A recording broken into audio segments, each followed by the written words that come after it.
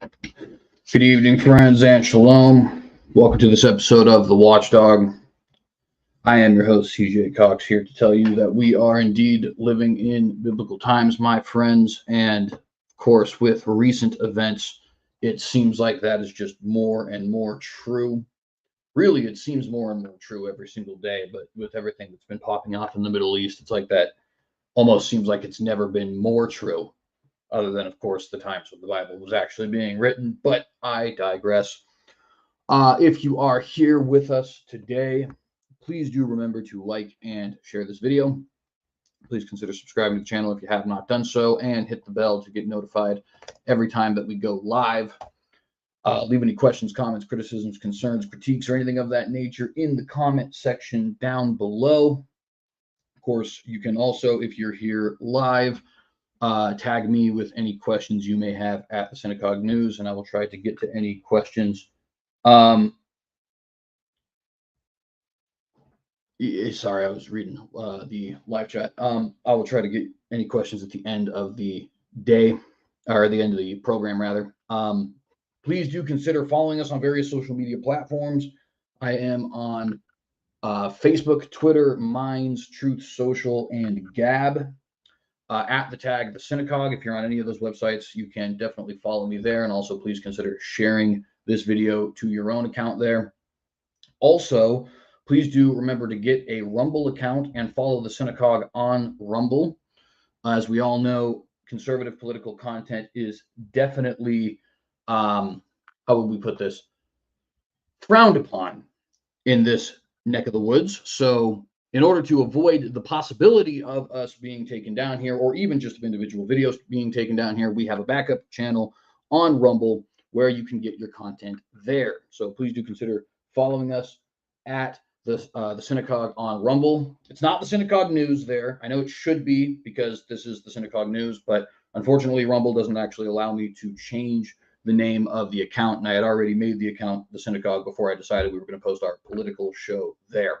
So I apologize for that. But anyways, at the tag The Synagogue, follow us there, just in case we do end up having a problem over here, whether that be with an individual video being taken down that you now can only see over there, or whether it actually goes, to that extreme and we're not able to stream here at all. Then, of course, you'll have to catch all the content there. But anyways, please do consider doing that. Also, you may notice there is a pinned link in the live chat. For those of you who are not watching this live, I will also have a link provided in the description, though there is nothing at the moment. That is a link to my Patreon. Now, if you'd like to give a small amount through the Patreon, you certainly can do so. But if you'd like to join our $5 tier on Patreon, then you will actually have access to the Bloglodite blog, which we are posting bi-weekly, or at least we're going to start posting bi-weekly. It has not been posted bi-weekly since this point. Our upcoming, rather, not most recent, our upcoming article is going to be on, because Mia Khalifa has been quite famous, for lack of a better term, recently. She's been in the news. Her name has been popping. The reason being that she said some absolutely disgusting and abhorrent things on her Twitter account. Now, I am not interested in getting anybody canceled, so I want to be perfectly clear on what the goal of this article is. She's a progressive anti-Semite, and, she does have the right to be a progressive anti-Semite here in the United States of America. Now, my issue with Mia Khalifa is that I don't think this is at all shocking, and I am very disgusted, and have been ever since it started, with the anti-porn movement, not because it's anti-porn. In fact, I myself am a part of the anti-porn movement, but rather because they have kind of made her their darling, despite the fact that she is a habitual liar and victimizer. And now we can even add anti-Semite to the list as well. But at any rate, so we're going to be doing an expose on Mia Khalifa on Bloglodite this Saturday. Remember, we post articles bi-weekly on Saturdays. So this Saturday, then 2 weeks from there, we'll have another article, so on and so forth, right? Please do consider clicking that link up there and subscribing if you are interested. And actually, it's the only way you can support me and get something for your buck, right? Obviously, well, I guess, I have my book, but that's on the religious channel. At any rate, we have the other Patreon, but the other Patreon, you don't get anything for it. You're just supporting me, and I greatly appreciate that. But with this, you're getting access to Bloglodite And I certainly appreciate anybody who's interested in that. Again, link is pinned in the description, excuse me, in the live chat. I want to get into our very packed show for today. We're going to be talking about the Israel-Gaza crisis all day. But there's two more things I need to say very briefly. The first is we are going to be doing a Watchdog special report tomorrow that will not be news. Rather, it will be going over the Hamas charter, as well as certain areas in the Quran and Hadith that they get their ideas from, right? So it is technically an episode of the Watchdog, but it's more like a Watchdog special report. It's not going to be talking about the news or anything like that. So do be on the lookout for that. Should be around 10 p.m. Mountain Time. Also want to share with you guys my This Day in History fact, because as some of you may know, I like to give a This Day in History fact every time we do one of these shows, although I didn't last time. And very interesting, on October the 17th, 1814, which, by the way, this is October the 17th, 2023, for those who are listening to this after the fact. On October the 17th, 1814, there was a pretty ridiculous historical event known as the London Beer Flood. The London Beer Flood was an accidental flooding in London, of course, coming from, I don't know exactly how you pronounce it, but I believe it's Moe & Co.'s Horseshoe Brewery, where a 22-foot tall, I really shouldn't laugh, it's kind of unfortunate, a 22-foot tall vat of porter actually had managed to become destroyed.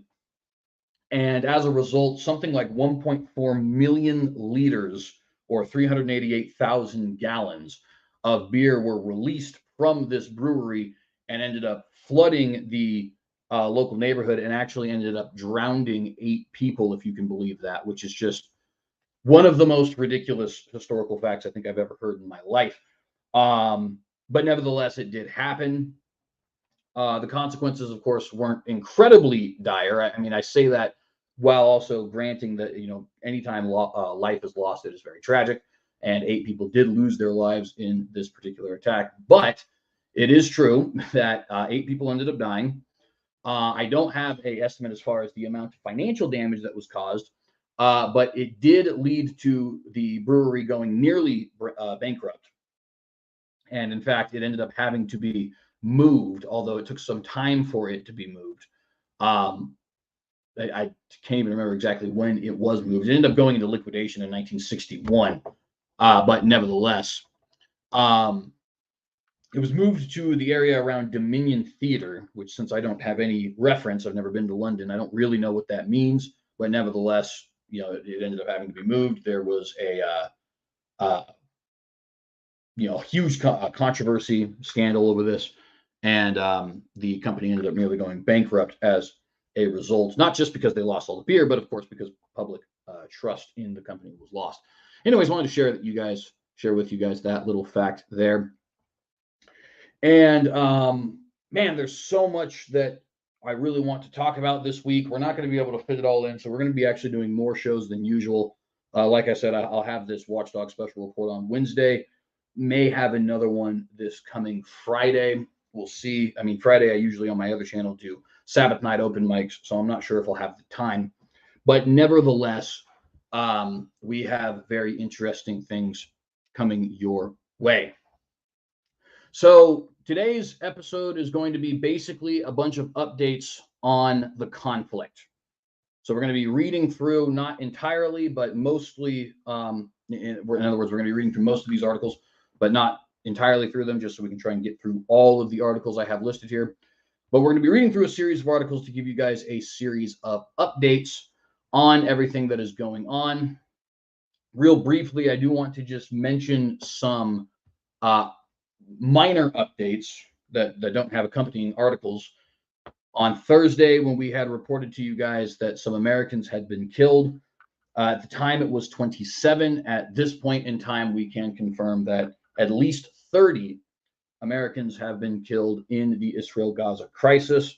We were also reporting that around 12 to 1,300 Jews had been killed in the initial attack. It appears that number might be a little bit above 1,400. We were reporting that there were aerial strikes being, that were taking place in Gaza. At this time, we can say roughly 2,800 residents of Gaza have been killed as a result of those aerial strikes. We are not sure how many of them are actually affiliated with Hamas. Also, the number of hostages, which was initially said to be about 150, is now believed to be closer to 200. Also, I believe it was already being spoken about at the time, but just in case we were not able to report on it on Thursday, all water and electricity, as well as financial aid into Gaza, has been cut off by the state of Israel, which is effectively putting the country under siege as it prepares for its ground assault. No ground assault has since taken place. We're not 100% sure when it's going to take place. We're also not 100% sure why it hasn't taken place yet. There are some who believe that it will be called off entirely. There are some who believe that Israel is trying to make sure all of its T's are dashed and I's are dotted, because as you know, there's threats coming from, well, you may know. I don't know if you guys saw my updates or if you've seen the news elsewhere, but Iran is threatening retaliation and is being currently backed by Russia and China. Also, Hezbollah has been firing rockets into Israel from its northern border and is threatening its own violent attacks. So they want to make sure that the western border is secure before they have a major military operation in Gaza. Also, Judea and Samaria, which is commonly known as the West Bank, are also home to a good deal of Arabs who believe in an independent Palestinian state. And so they want to make sure that border is secure as well.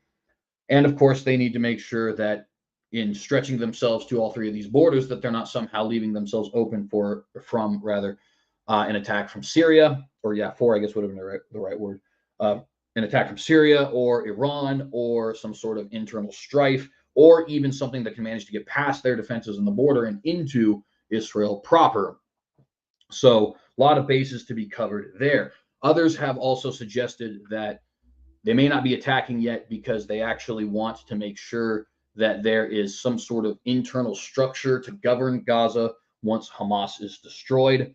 Some of you may be aware that Gaza is actually the democratically elected government in Gaza. In 2005, the Israeli government actually gave Gaza over to the Arabs living there, and they ended up having a democratic election and voted in Hamas. There hasn't been an election since the 2005-2006 election, but nevertheless, that means if Hamas is destroyed, there is effectively no governing body in Gaza, unless, of course, Israel were to annex it, which it doesn't really want to do at this point. I will give you some of my thoughts on that at a later time, but nevertheless, these are some of the different reasons that have been given for Gaza potentially not, Israel potentially not invading quite yet.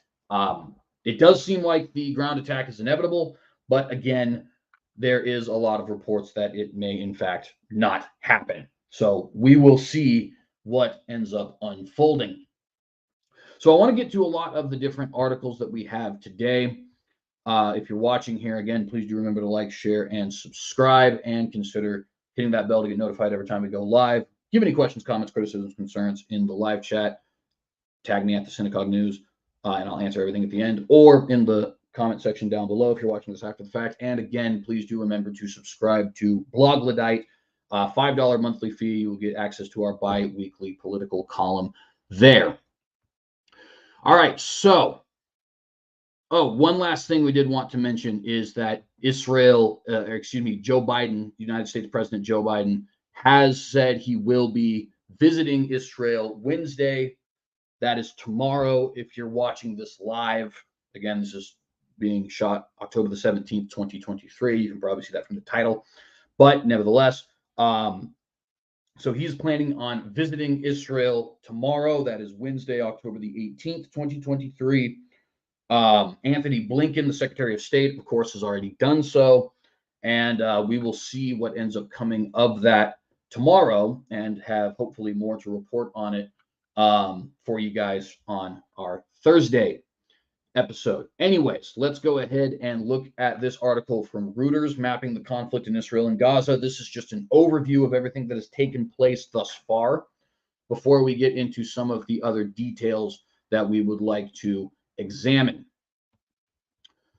So let me go ahead and scroll down here. And I want to zoom in so you guys can see everything. Mapping the conflict in Israel and Gaza. This is numerous different posts, but nevertheless. So the first article they have here is about the water in Gaza. It says water is running out in Gaza. Do bear in mind that the biases and opinions of Reuters are not necessarily the biases and opinions of the Synagogue News. So obviously we'll address those when we need to, but just keep that in mind. Severe water shortages in Gaza following Israel's total blockade of the enclave have become a matter of life and death, according to the United Nincompoops. The United Nations, the most feckless and ineffective organization probably on the entire planet, which is actually kind of a good thing because I don't really want ineffective United Nations, but I digress. Following the deadly Hamas rampage across southern Israel on October the 7th, which killed more than 1,300 people, again, the number now seems to be closer to 1,400, Israel ordered an immediate cutoff of the country's water supply to the Gaza Strip. Now, it's important to note, as we leave this article here for a moment, and just give my commentary, it's important to note that Gaza actually had the ability to build its own internal water system, right? There is plenty of aquifers, springs, and wells in Gaza. And again, back in 2005, 2006, Gaza was turned over to the Arabs, and they elected Hamas as their governing party, right? So Hamas actually has had the ability for the last 17 years to build a internal water system, a water structure, right? Whatever you'd call it.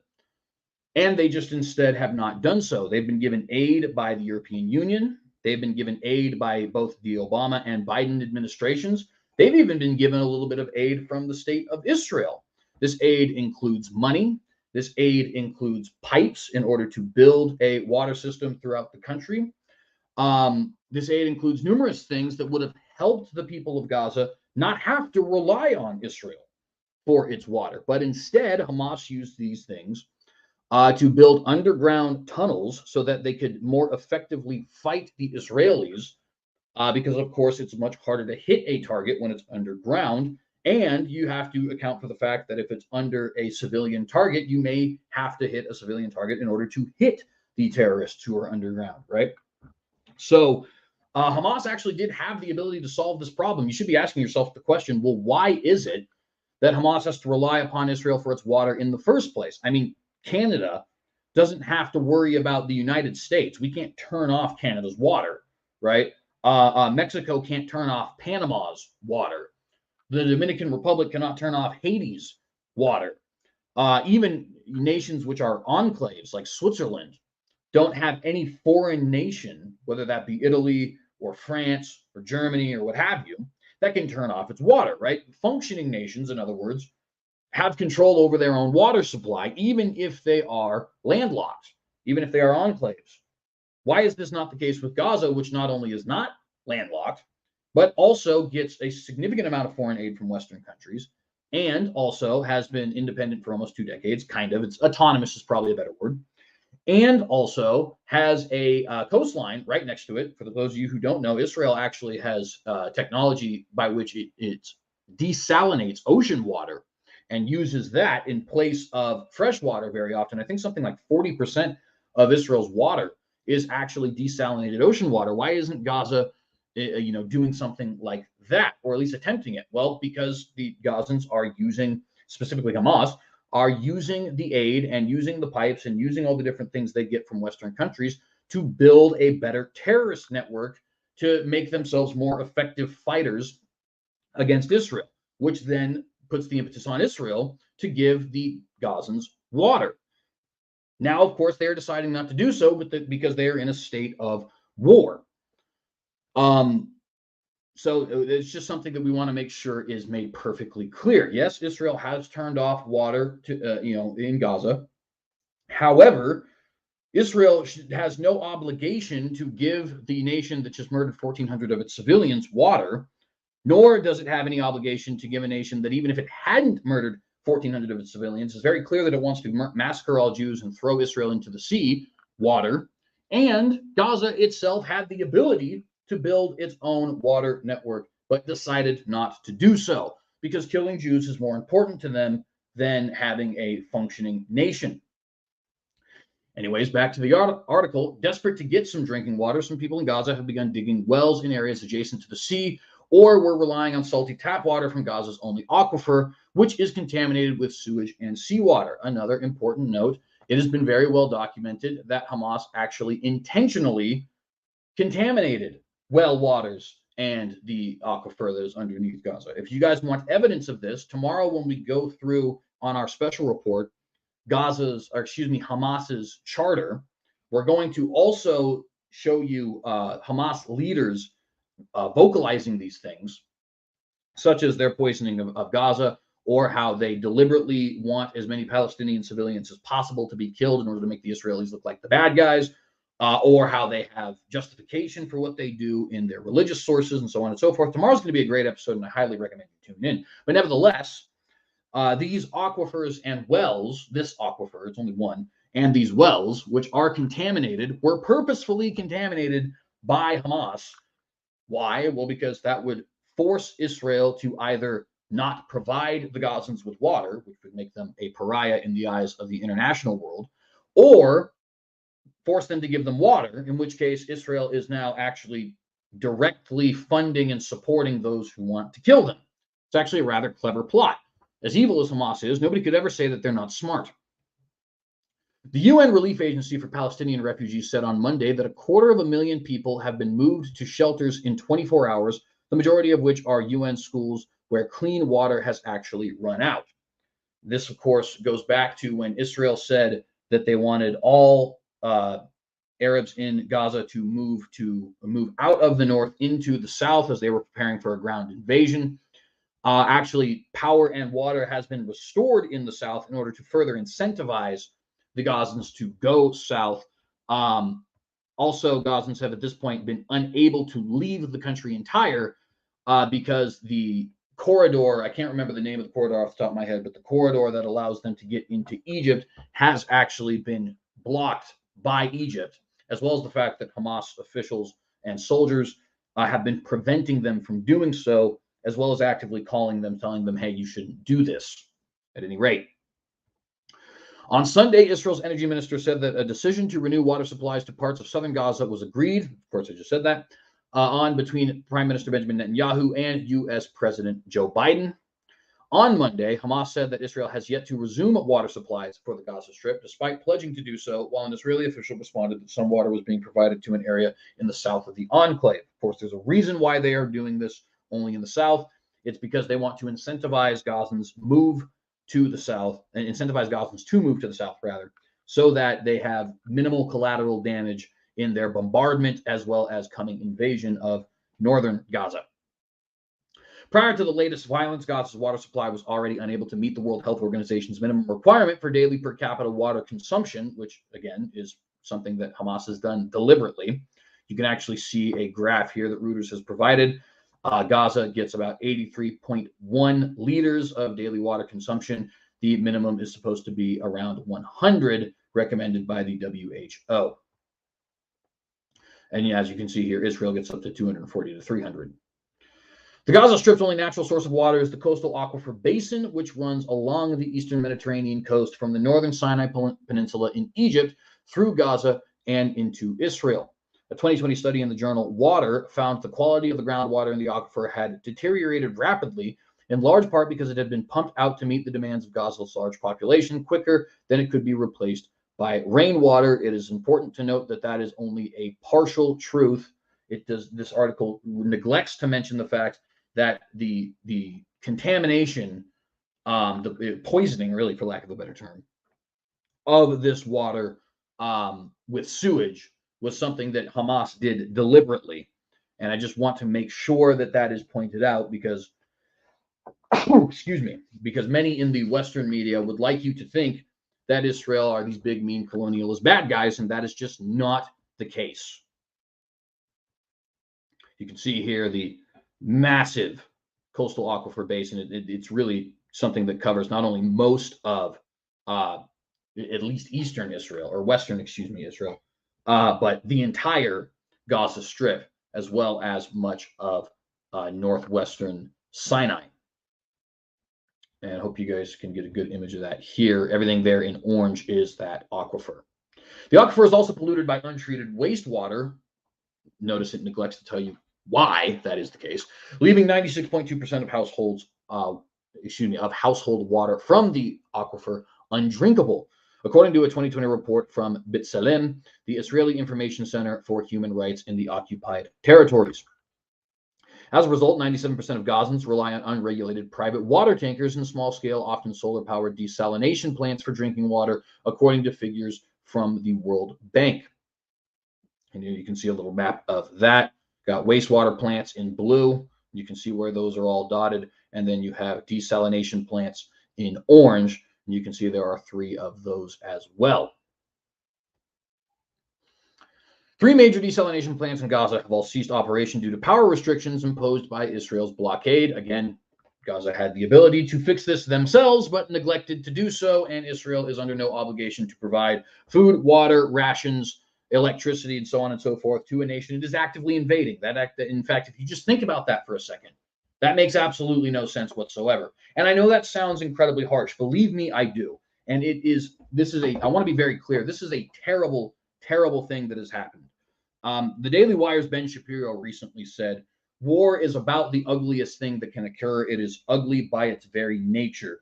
And that is something that is just simply the case. There is no such thing as good war. There is just war. That is to say, war that is justified, at least for one party. Sometimes both parties, but usually for one party, and very often neither party, right? But nevertheless, there can be just wars. There is no such thing as a good war. War is ugly. War is brutal. War is harsh. War is vile. War is evil. War is something that the Most High, when Jesus returns, so when he returns, really, will be doing away with. It is not good. It is bad, negative, terrible, awful. Insert adjective that portrays feelings of negativity here, right? It's not good. But there's also nothing you can really do about that. You can limit the ugliness of war by not trying to deliberately kill women and children and the elderly and other non-combatants, those who are forced to combat, right? I don't know if I pronounced that right because I've never actually heard anybody say it. I've only read it, but nevertheless, you can, make sure that people aren't being raped, the bodies aren't being mutilated, that nobody is being tortured. You can, make sure you're not hiding behind civilian shields, for example, like a certain terrorist group in Gaza might do, cough, cough, Hamas.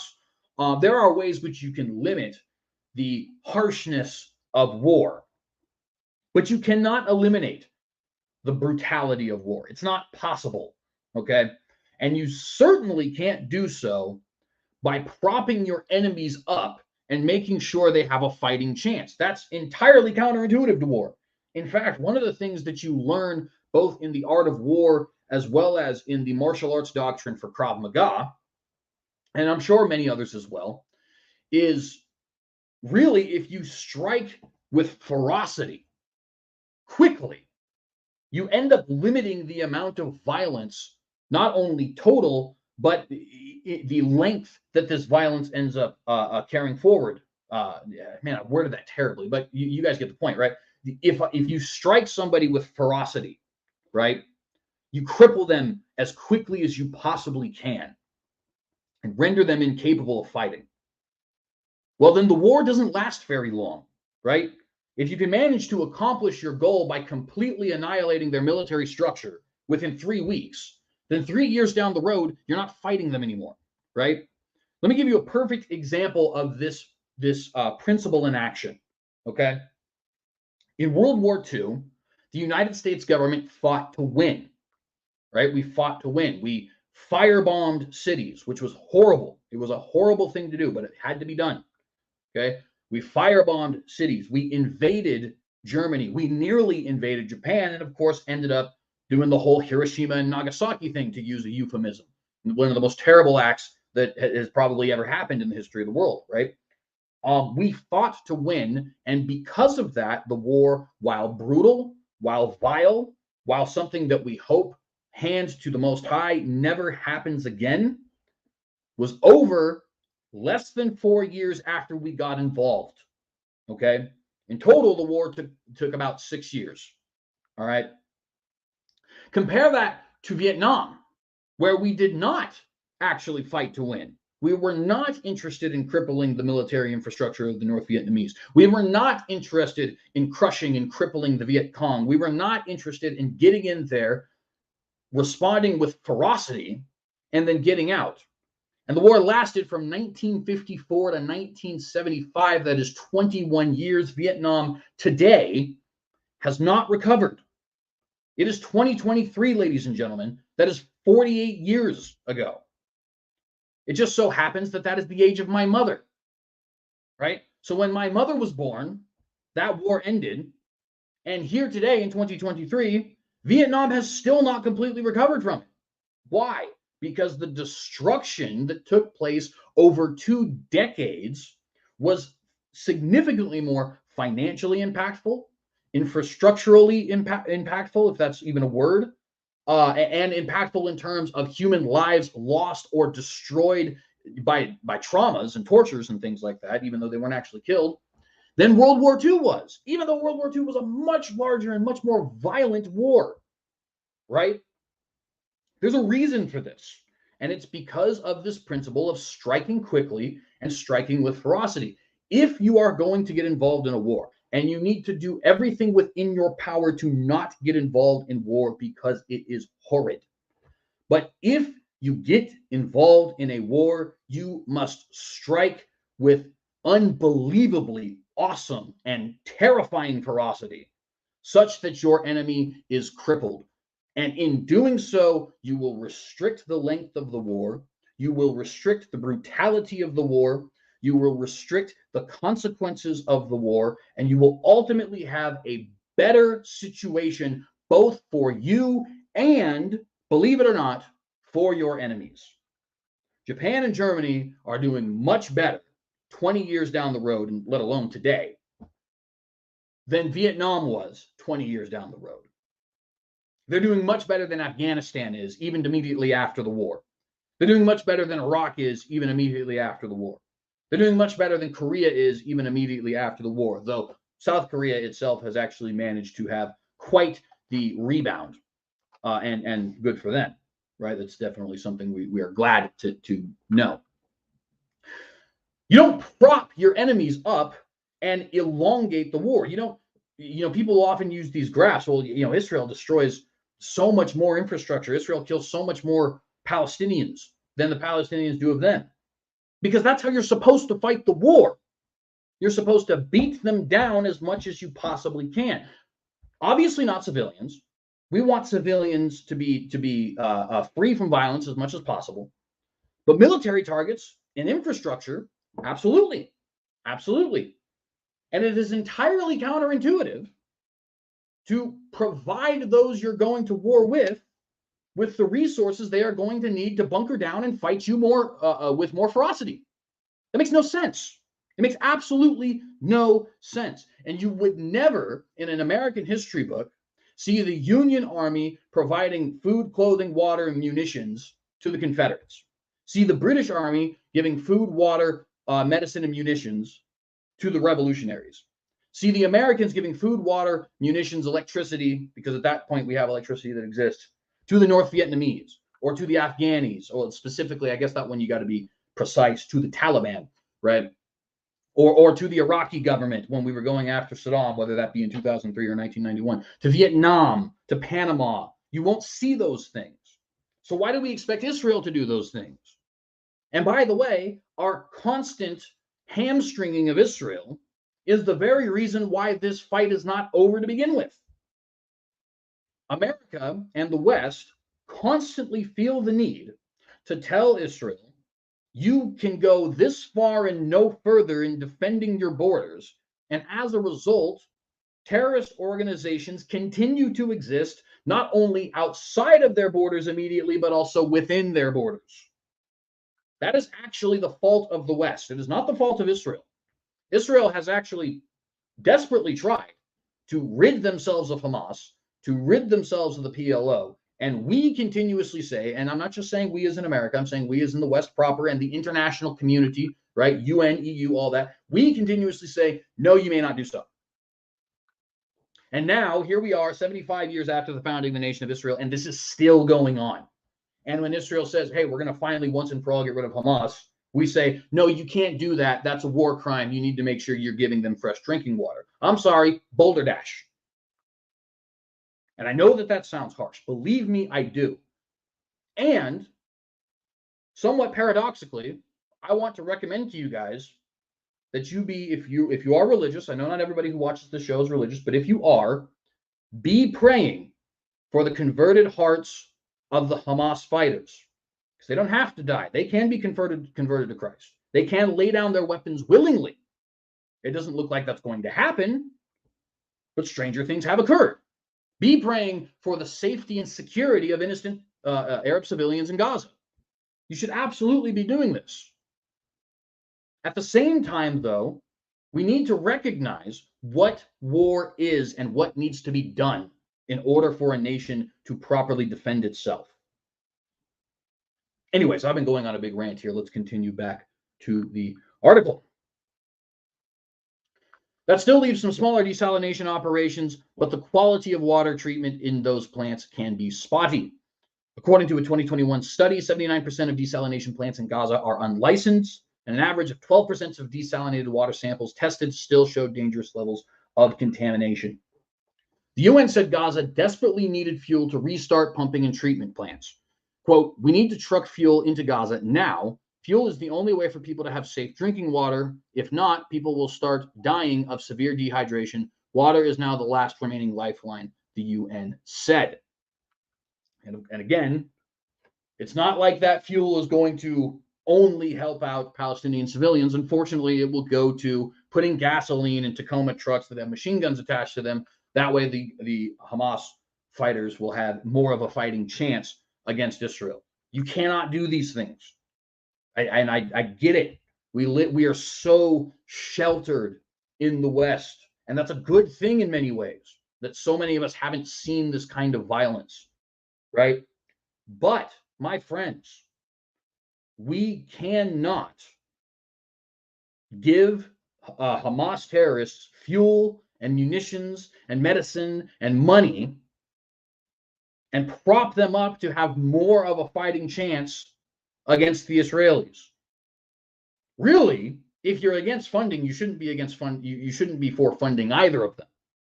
But if you are for funding some of them, you should at least fund the right side, which I will very much admit I think is the Israelis. Just like I think it's the Ukrainians, right? And what do I always say here? I'm a nationalist for all nations. You have a right to self-determination and self-defense in your own homeland. That was true in Ukraine when Russia decided to invade. It would be true of Taiwan if China decided to invade. And it is true of Israel when Hamas terrorists commit the worst terrorist attack in Israeli history, the worst in the history of the West since 2001, on that fateful day on September the 11th. We also see escalating violence within the West Bank and rising tensions at the Lebanese border. While the Israeli military began raids into the Gaza Strip on Friday with tank-backed troops, violence along Israel's border with Lebanon and within the West Bank has also been escalating. In the so-called West Bank, Israeli security forces killed 9 Palestinians and wounded dozens in confrontations on Friday, according to reports from the so-called Palestinian Health Ministry. The Israeli military has said it is prepared for an escalation in the so-called West Bank and is on high alert. And some of you may be wondering, why are you using that phrase so-called? Well, because the West Bank's actual name is Judea and Samaria. It is frankly anti-Israeli propaganda that has us calling it West Bank. It is Judea and Samaria. It's actually the land that the Israelis have the biggest claim to. They have more of a claim to Judea and Samaria than they do to the the land they currently possess. I mean, just pick up your Bible, right? You'll find Hebron and Jerusalem and Shiloh and Bethlehem, right? You'll find all of these places in your Bible. You know what you won't find in your Bible is Tel Aviv, because it didn't exist. The Israelis actually have more of a claim to the land that the so-called Palestinians possess at the moment than to the land they actually do possess. And of course, they have claim to both of them. They were historically there. For example, Haifa did exist back then. But you get my point. I'd also like to point out that there's never been any such nation as Palestine. It's not real. It's not a real ethnic group. It's not a real country. It's not a real culture. That doesn't mean that the people aren't real. They certainly are. And certainly there has to be something done to make sure that they are not a stateless people and effectively become a nation, but a stateless nation, right? But you can just look through your history books. There's never been any such nation as Palestinian. There's never been any such culture as Palestinian. There's never been any such language as Palestinian. There's no such thing as a Palestinian. It's not real. That would be like me saying, I declare today the nation of Jatopia. And then when you guys say, well, this is Jatopian land, and the American government says, no, it isn't. There's no such thing as Jatopia. That doesn't mean I'm not real, right? It just means that I've made a claim that has no historical grounding whatsoever. People always say, well, in 1946, it was Palestinian land. No, it wasn't. It was British. And before that, it was Turkish. It hasn't belonged to Arabs since the 1200s AD. And even then, they had conquered it from the crusading nations in 1100. But anyways.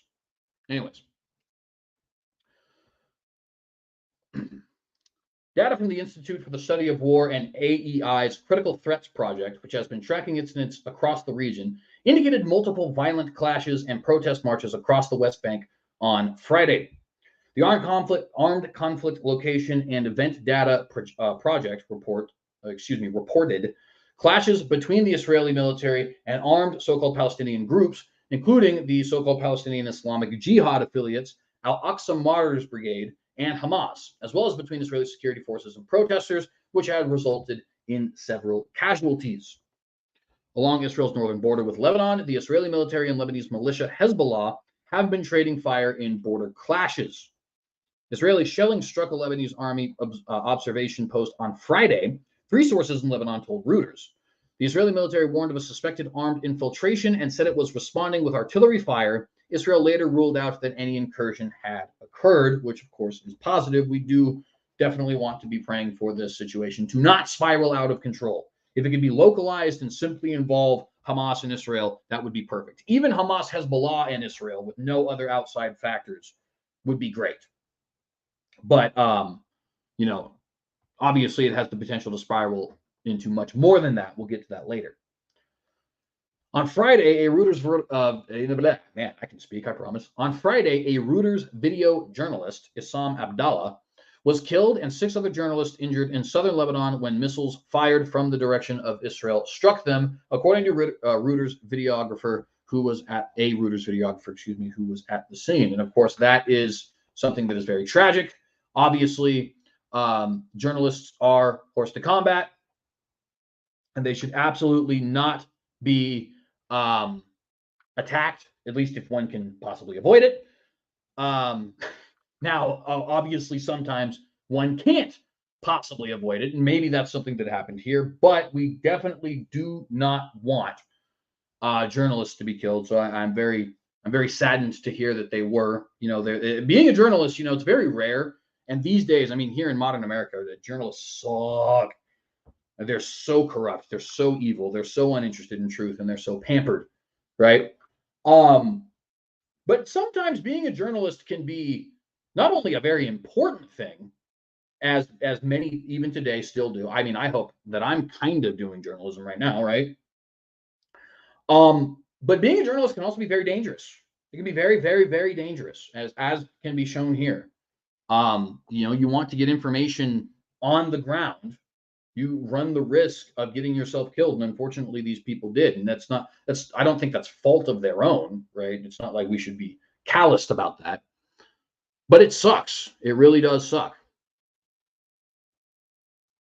Continuing forward, the Israeli army said on Saturday that it was investigating, as it should, Quote, we are aware of the incident with the Reuters journalist, end quote, Army spokesman Lieutenant Colonel Richard Height said in a regular briefing. Quote, we are looking into it. It's a tragic thing, end quote, he said. Lebanon's Hezbollah on Saturday targeted 5 Israeli outposts in the disputed Sheba Farms area on the Lebanese-Israeli border with guided missiles and mortar shells, the militia group said in a statement. A Reuters witness had earlier reported heavy shelling of Israeli outposts in the area. Oh, sorry about that. As well as the sound of gunfire. Residents of 5 northern Israeli villages were ordered to shelters on Saturday. I think that was supposed to be Israeli villages, but at any rate.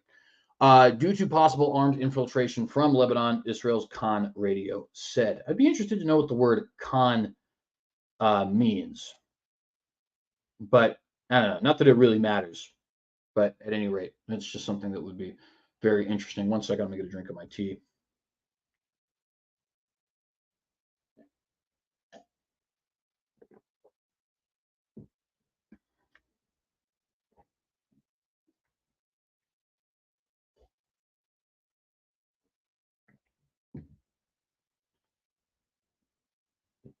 All right, sorry. Reuters also has this article, Israeli military orders Gazans to leave northern half of territory. That's pretty self-explanatory, so we won't read that. Basically, they said, and in fact, we'll show you this map here. That will be important. The Israelis ordered this area to be evacuated. At least 250,000 Gazans did evacuate that area, but obviously that means the majority of them, something like 1.1 million that live there, did not. That is, of course, very, very negative, but there's nothing that the government can do about that at that point. I mean, they said to evacuate. They gave you 24 hours. It's now been 4 days, and you still haven't. Maybe you can't, but again, to a certain point, there's just not much else you can do. Unfortunately, it's just the way it is. It's just the way it is. And look, I don't want to mince words with you guys. This war is going to be violent. It's going to get worse before it gets better. It doesn't have to spiral out of control, which I think it's very possible that it can, and we'll get to that in a moment. It doesn't have to, but there is almost no chance that it does not get much worse. Okay, once there is an actual ground invasion into Gaza, there is going to be a lot of death. Okay, right now we're talking about 1,400 Israeli and 2,800 Gazan. It is going to get much worse than that, guaranteed. Once you have a ground invasion, and hopefully, if the Israelis are smart, if the Israelis heed the words of that wise Chinese general Sun Tzu, they will make it exceptionally ferocious and thus end the war as quickly as they possibly can with the complete and total destruction of Hamas. That would be the best goal, I think. Complete and total destruction of Hamas quickly would mean net benefit both for the Israelis and the Gazans, quite frankly. Even though I as I've made perfectly clear here, I'm of the belief that Israel should annex Gaza. Personally, I don't think there's any such thing as a Palestinian. So I don't understand why they're capitulating to these people who clearly want them dead. I mean, Hamas literally elected Gaza, 68% vote, which is not 100%. So there's plenty of Gazans who did not want this. But it's not, I mean, when's the last time the United States of America had 68% one party or the other? You know what I mean? So, I don't know.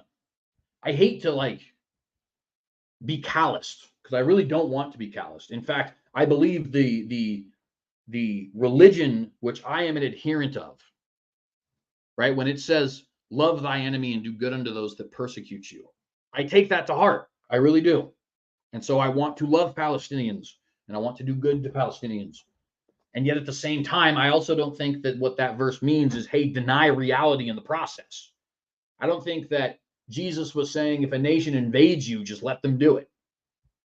I don't think he was saying capitulate to Islamic terrorists who form a nation that never existed before you did and whose sole purpose for existing is to throw you into the sea. I don't think that's what he meant, right? I don't know. Maybe I'm wrong. Anyways, continuing forward, we've done almost an hour on this one Reuters article. This is going to be a 2-hour episode. So, because there's much more I want to talk about. Obviously, we're going to skip through this because it was pretty self-explanatory. Israel said move out of the northern Gaza region. This is old news, the deteriorating situation in Gaza, so we won't read that, and I guess that'll be the end of this particular article here. I'm going to go ahead and provide a link to it in case you guys want to read what I didn't. Drop that in the comment section right now. Probably shouldn't have exited that out because I do want to eventually post all of these in my comment section. So let me go ahead and fix that problem here real quick. But we have much more to discuss, and none of it is good. If I have to be very honest with you guys. If you guys have been keeping up with my shorts where I've been trying to update, like I said, this doesn't have to spiral, but so far it is. And that is not good. It is not good at all. Okay.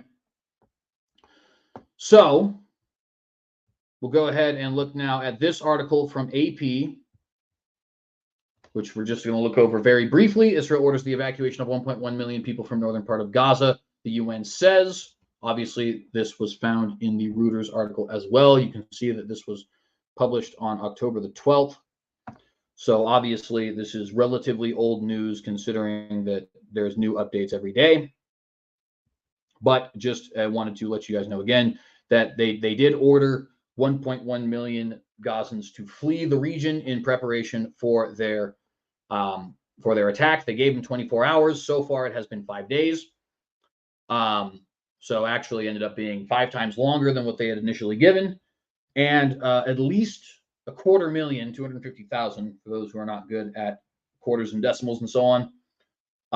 Fractions, I guess I should say, and decimals. But at any rate, at least 250,000 has fled to northern Gaza. And in fact, Israel has incentivized this by turning on water and power in southern Gaza as a way to try and get people into that region. Anyways, so let's move on to the next thing. I just shared that article there. And let's see here. This was relatively important. United States president's visit to Jordan has been canceled. As you guys may have heard me say earlier, actually, it turns out this blog is closed, so that's super unfortunate. I don't know why that happened in the time that I put this article up, but at any rate, the United States president, that is Joe Biden, was going to be going to Jordan. He now will not be going to Jordan. He is going to Israel tomorrow. We are not 100% sure what's going to come about from that. We do know that so far the United States has had a policy of essentially peace through strength, trying to say, hey, look, we don't want to get involved, but if you force our hand, we will. We obviously have 2 aircraft carriers stationed off the coast of Israel right now as a means of deterring nations like Iran and Turkey from getting involved, basically saying, if you guys strike, we will too. Which we'll get to my thoughts on that here in a moment, because that has actually developed significantly. And we also know that that the United States has been wanting to pressure Israel to provide humanitarian aid to Gaza. And so I'm sure that will end up coming up as well. But so far, that's about all we know. And I wish I could read more, but in the time that it took for me to get this show up, which is actually only 55 minutes, that article is now no longer available, which sucks. So I'm sorry about that. Anyways, moving on. Israeli official predicts U.S. involvement if Iran and Hezbollah join fighting with Hamas. Now, Iran has actually said that they plan on getting involved in some capacity. Now, they have not been entirely clear as to what that means. And it must be noted that Iran is known to blow smoke, to say the least, right? Now, that does not necessarily mean they're blowing smoke this time. And also, the situation at hand doesn't mean that they're not. There's really just no way of us being able to tell until things actually occur, right? But Iran has threatened retaliation against Israel if Israel moves forward with its ground invasion of Gaza. And that ground invasion of Gaza seems to be basically an inevitability, at this point. So if that is in fact inevitable, and if Iran is serious, then Iran getting involved in some capacity is also inevitable. But it is, again, possible that Iran is just blowing smoke, as they are prone to do. It is also possible that what they mean by involvement is not what you might initially think of. They could declare war on Israel. There's certainly a possibility of that. They could also just decide to start funding Hamas and Hezbollah, or get a nation which is somewhat buddy-buddy with them, like Jordan, to go to war with Israel, which, while that escalates the conflict, it doesn't escalate it past anything that hasn't happened before, or that has happened rather before. The 6-Day War was Israel fighting 3 different nations: Jordan, Syria, and Egypt. The Yom Kippur War was them fighting 2 different nations: Egypt and Syria.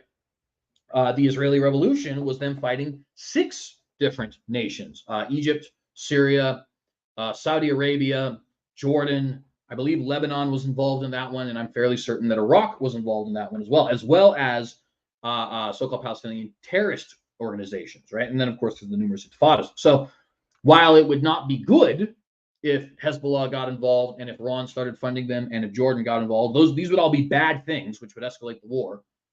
It would not be something that we've never seen before. Right? We have, in fact, seen this before at least 3 different times by my count in the Middle East, right? But nevertheless, Iran is threatening to get involved, and there are Israeli officials that are predicting U.S. involvement if Iran and Hezbollah were to join the fighting. By the way, this prediction turned out to, so far at least, sound correct, but we'll get there in a moment. Biden and other world leaders are working to prevent war from spreading in the Middle East, and there's very obvious reasons for this. Of course, number one, you just want any conflict to be contained. That causes that causes life to be preserved, right? The less nations actually get involved, the less time it takes for this conflict to go through its course, and the less bodies actually end up being on the ground, both in the sense of living bodies fighting and eventually deceased bodies because of fighting, right? Neither one of which I think anybody particularly wants. I don't believe you guys. I don't know if anybody ever actually reads along with this, but if you do, there is no way that you are being able to see this right now. So let me zoom in. Israel's national security advisor on Tuesday predicted U.S. involvement in the escalating Israel-Hamas war if Iran and Hezbollah join to fight alongside Hamas. Zaki Hanagbi, head of the National Security Council of Israel, made the comments during a televised briefing, pointing to President Biden's public warning to Hezbollah and Iran to keep out of the fighting and the deployment of U.S. Navy carrier strike groups to the Eastern Mediterranean. Quote, he is making clear to our enemies that if they even imagine taking part in the offensive against the citizens of Israel, there will be American involvement here, end quote, Hanagbi said of Biden's support. Now, as a non-interventionalist, I'm not 100% sure how I feel about this.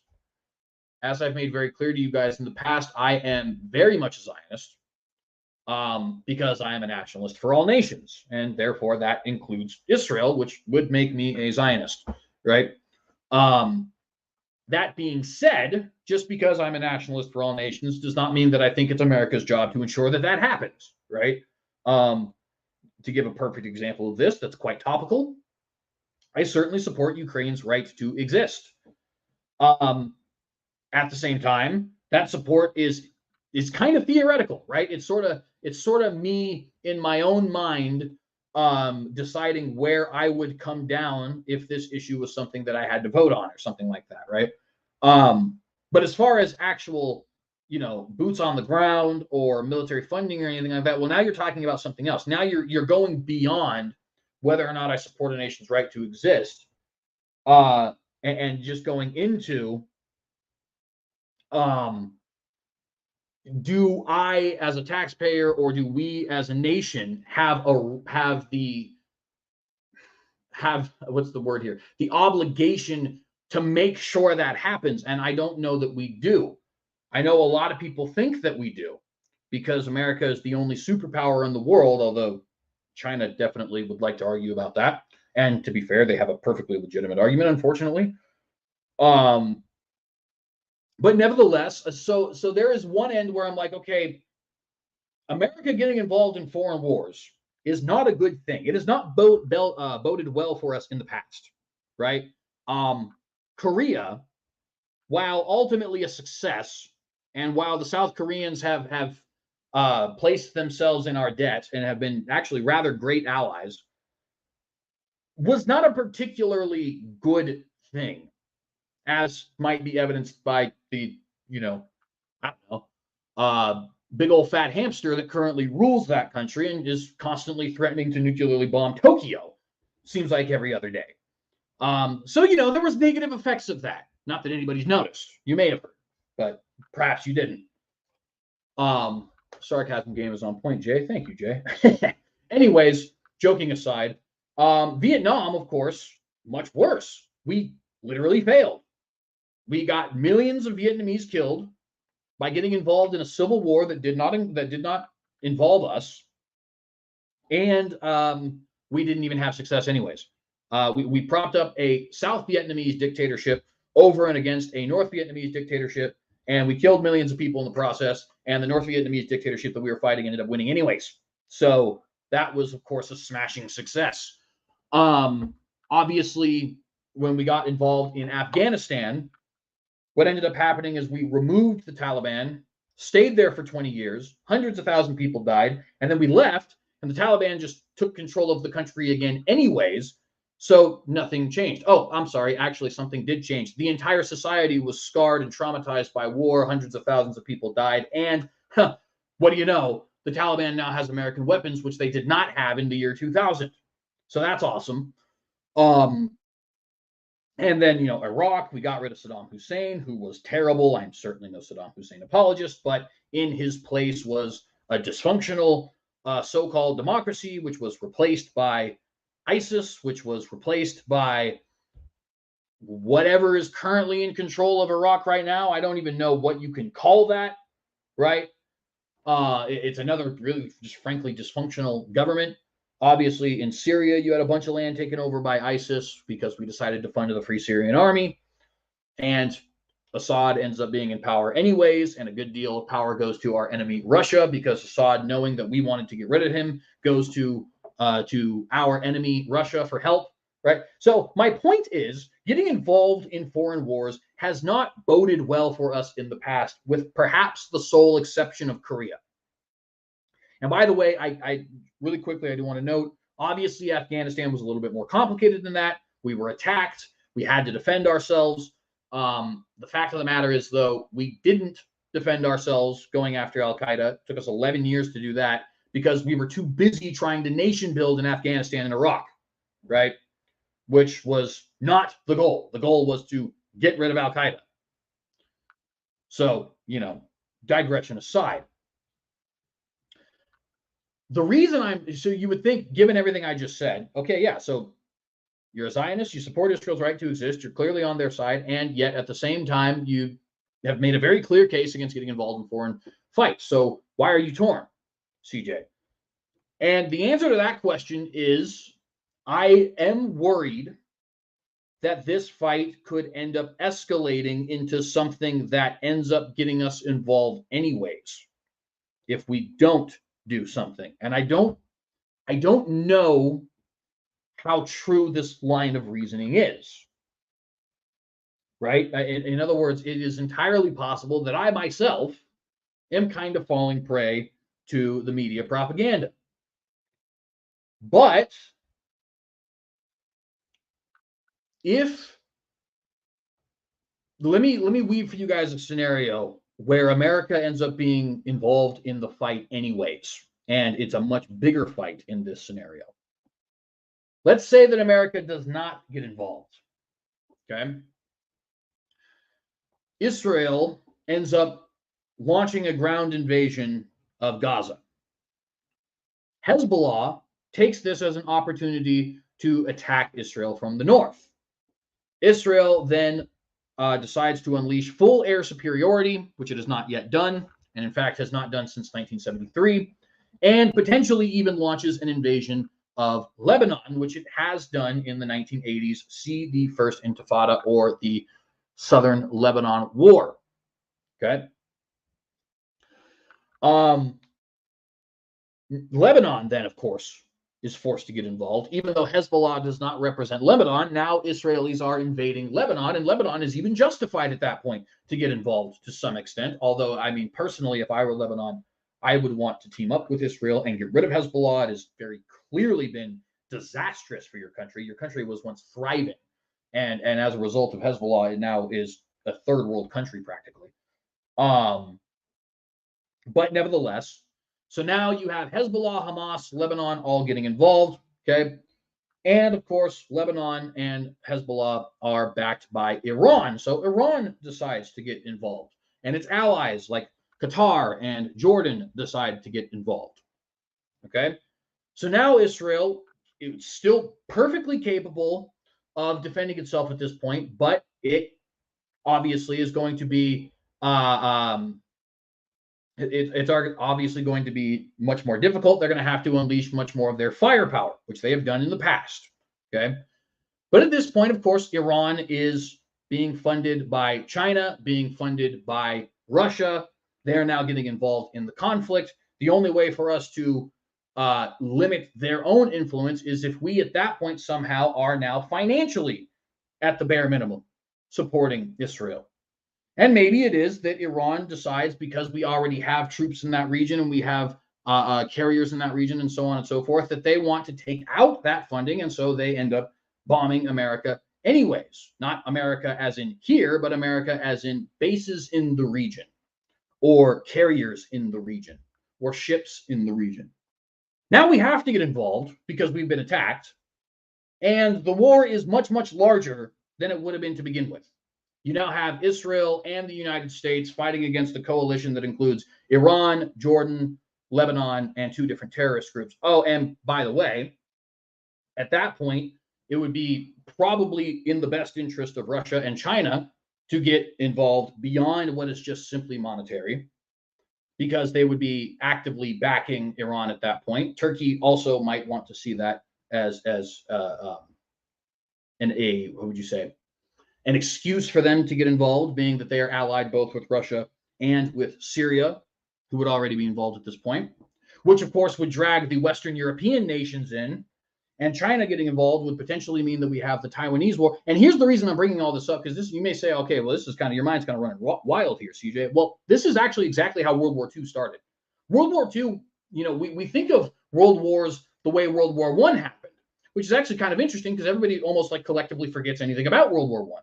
So it's interesting that that idea of war starting is the one that we have in our minds, but it's where, you have the tangled web of alliances, and really fighting kind of just starts on all sides pretty instantaneously, right?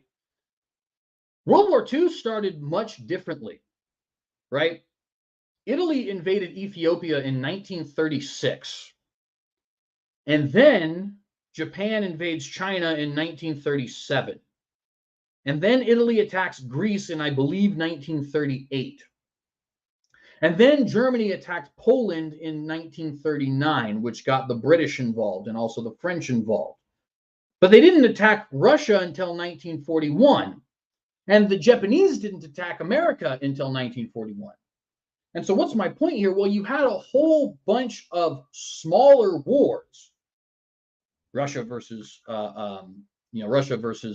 Poland and Finland, and Germany versus Poland and Britain, and Italy versus Ethiopia, and Japan versus China, and they all kind of melded together into one giant war that ended up killing more human beings than any other conflict in history because of how many different nations were involved, right? And it is at least on the table that this war devolves into that. Everything going on with China, Taiwan, everything going on with Ukraine, Russia, everything going on with Israel, Palestine, and they all mold together into one conflict. That's possible. Okay, in 1939, the day after Poland is invaded, nobody thought there was a world war going on, right? Two of the biggest players in that world war, Russia and the United States, were not even involved and wouldn't be for another 2 years, right? So that is a possibility. Now, is it possible to avoid this possibility? Well, there's 100 different ways. Really, only Providence knows, right? But at least one potential way is that America, by show of force, keeps Iran and other nations at bay, basically saying, if you get involved, we'll get involved. It's the whole peace through strength idea that Ronald Reagan had, right? Which, at least in the hands of Reagan, worked. Reagan, made America the big stick. And of course, that meant that a lot of nations just decided not to get involved with any of the different various fightings between us and the USSR. So this is why I am torn, right? I on one end, I don't think it is my job as an American to die for Israeli sovereignty. Okay. And that has gone horribly for us in the past. Virtually every single time. Korea is the one exception. And even then, Korea had a significant amount of blowback in the form of that freaking hamster that currently rules the northern part of it.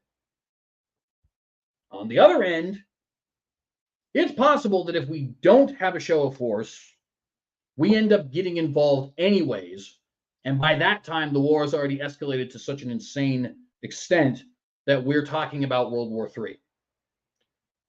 Now, saying in this end, but on the other, solves literally nothing. So what is the end goal here? And I got to be honest, I'm not 100% sure. I do know that I absolutely do not want American boots on the ground in Israel. And frankly, Israel's been quite clear that they don't want that either, for obvious reasons, right? I don't think it is our job to die for Israeli sovereignty. And I think Israel is an economic powerhouse and the modern day Sparta. I think they are capable of taking care of themselves.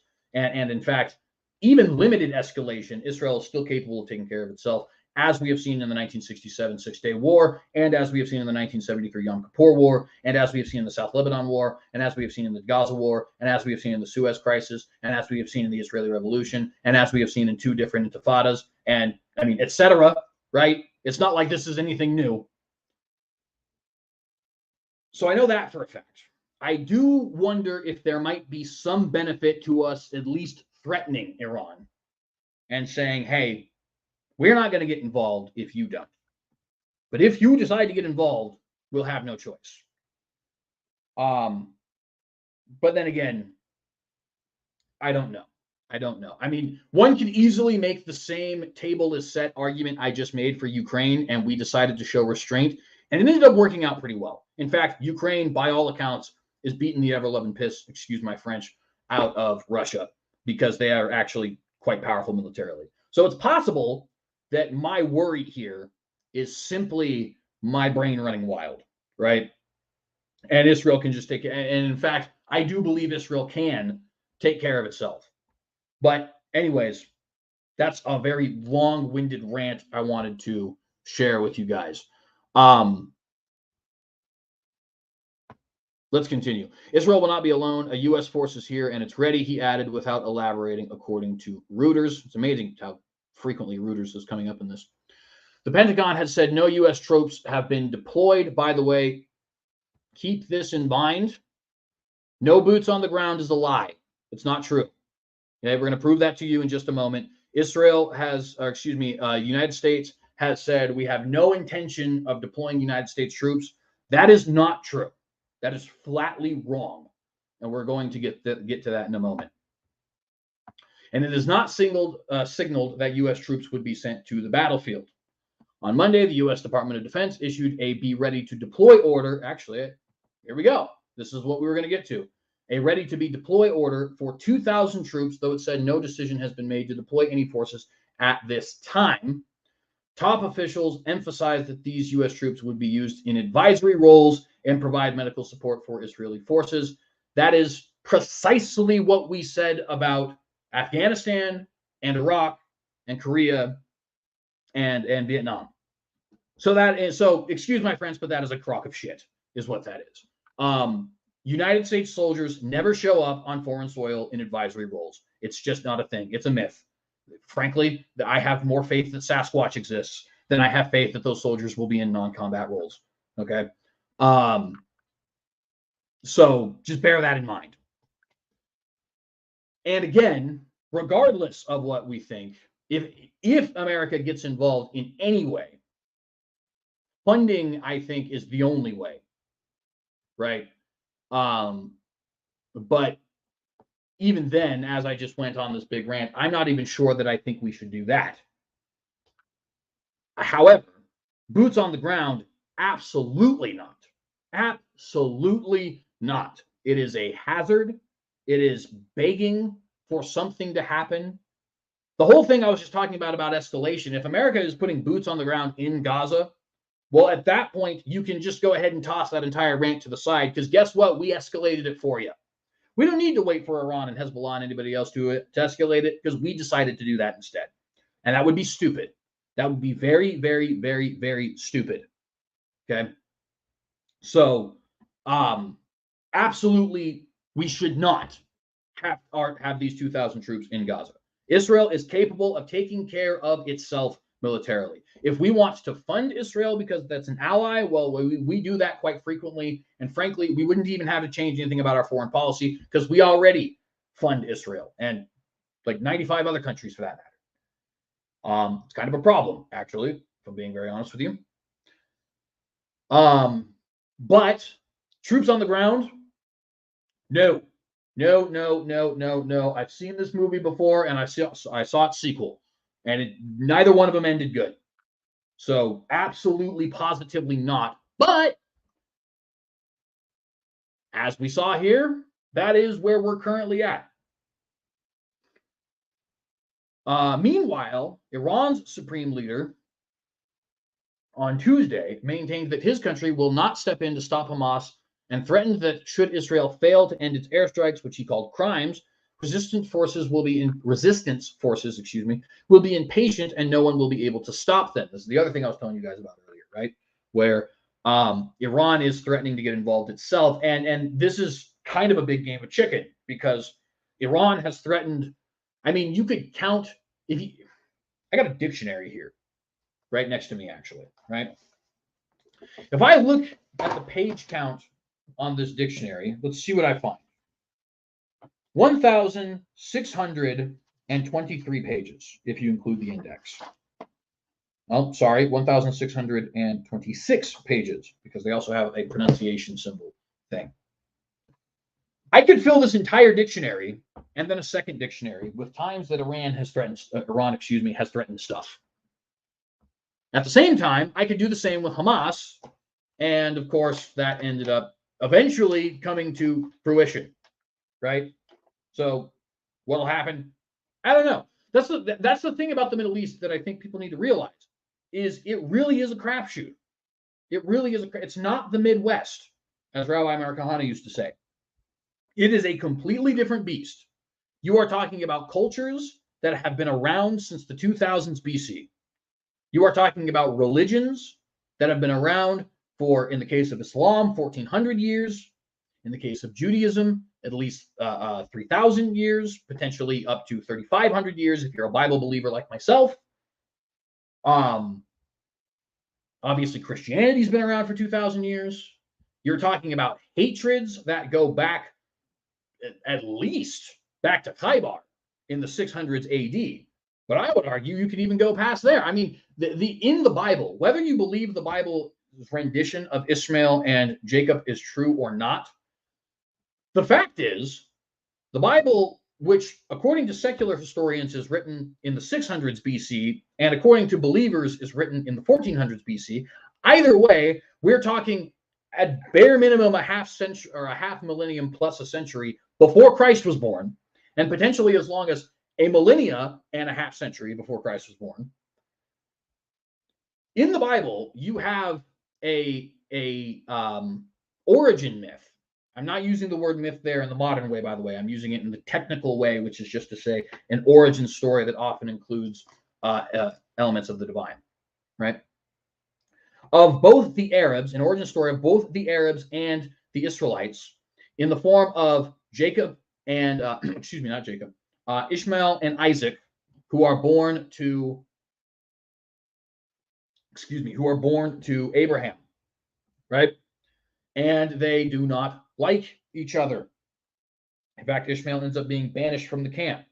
What's the point, Jay? The point is that that story is either true, in which case Arab and Jewish hostility goes all the way back to over 3,000, 3,500 years ago, or that story is not true, and the Israelites felt the need to write an origin story for this conflict that by 2,600 years was already happening.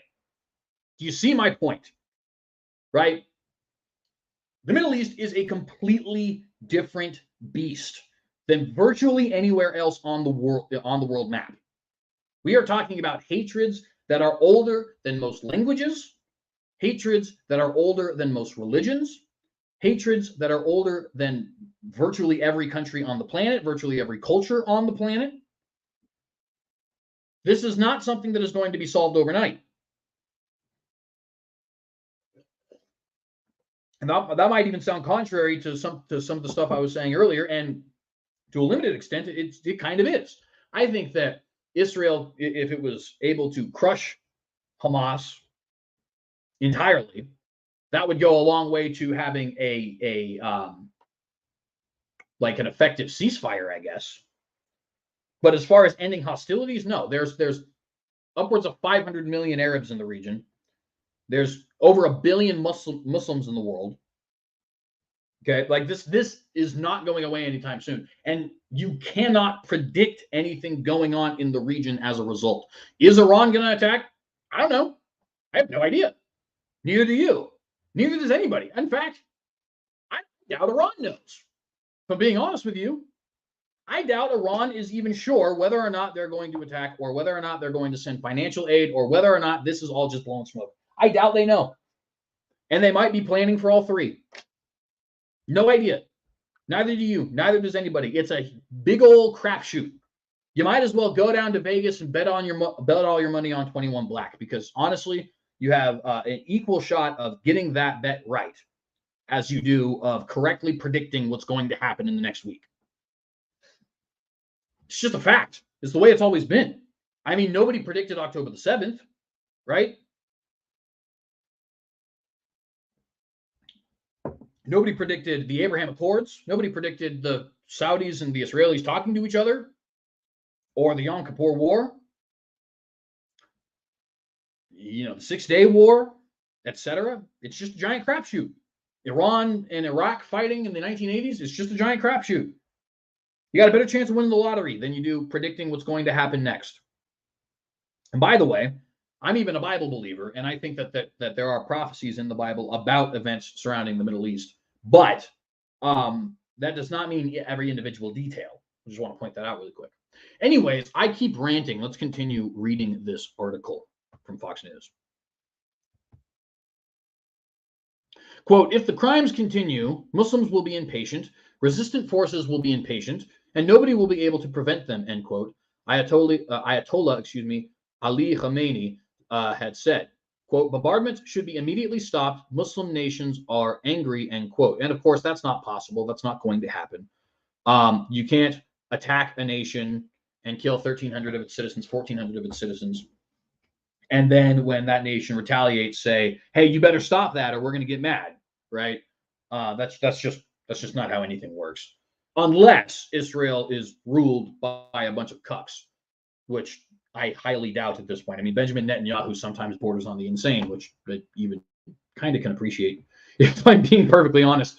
I mean, Winston Churchill bordered on the insane, and he was definitely a great leader. Anyways, that's the end of that article. You can see this is not looking good. It's not looking good. Iran's threatening to get involved. Hezbollah's threatening to get involved. America is saying 2,000 troops are being prepared to be deployed, even though as recently as Monday, they were saying there was no possibility of us having boots on the ground. So that turned out to be a lie.